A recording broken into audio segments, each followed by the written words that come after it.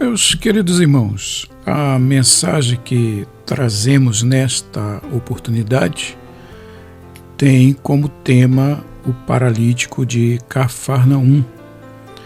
Os três evangelistas, Mateus, Marcos e Lucas, registraram a cura de um paralítico na cidade de Cafarnaum.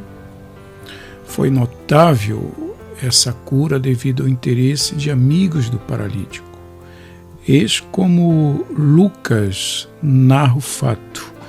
Então já pegue a sua Bíblia e abra no Evangelho de Lucas, no capítulo 5, a partir do versículo 17.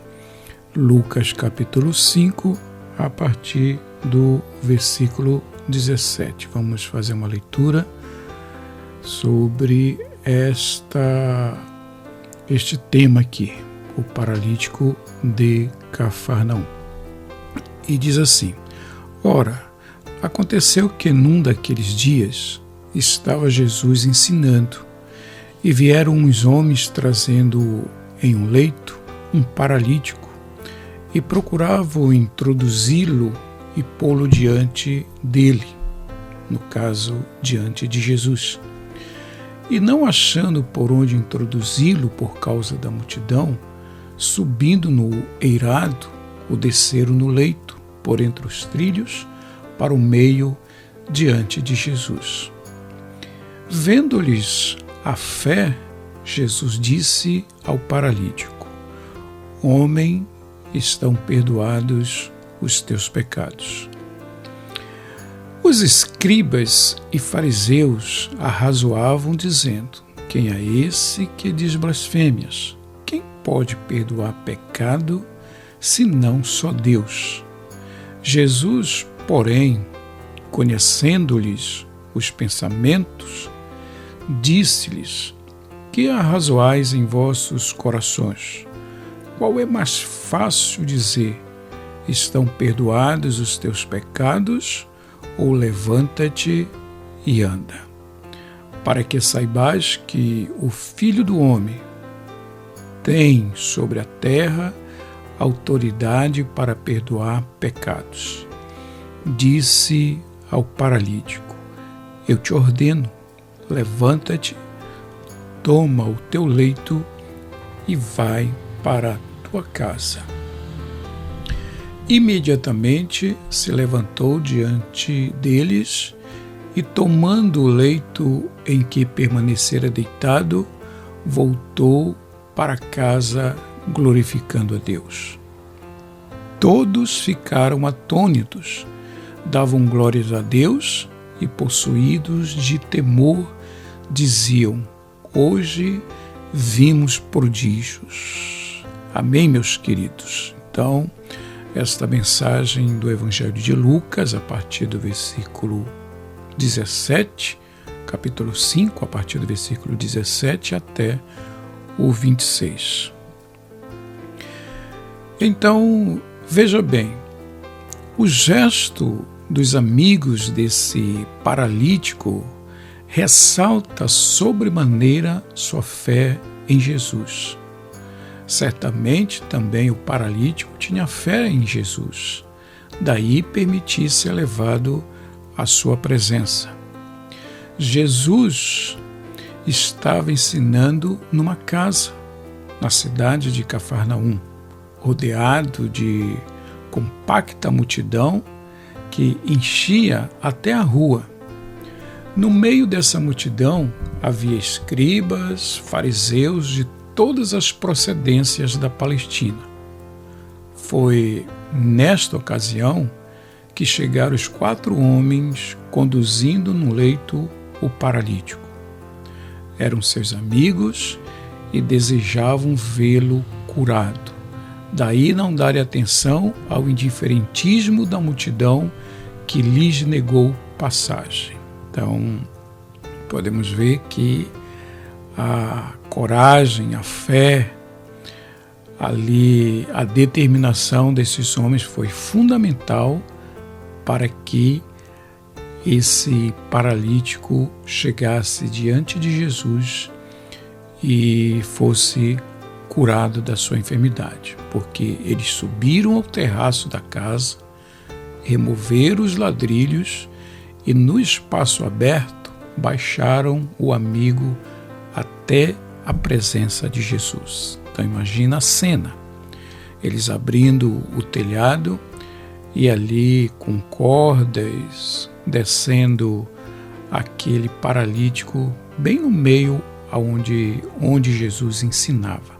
É uma cena bastante tocante e uma cena que demonstra uma fé bem grande desses amigos desse paralítico, não só dos amigos, também como do próprio doente, do próprio paralítico.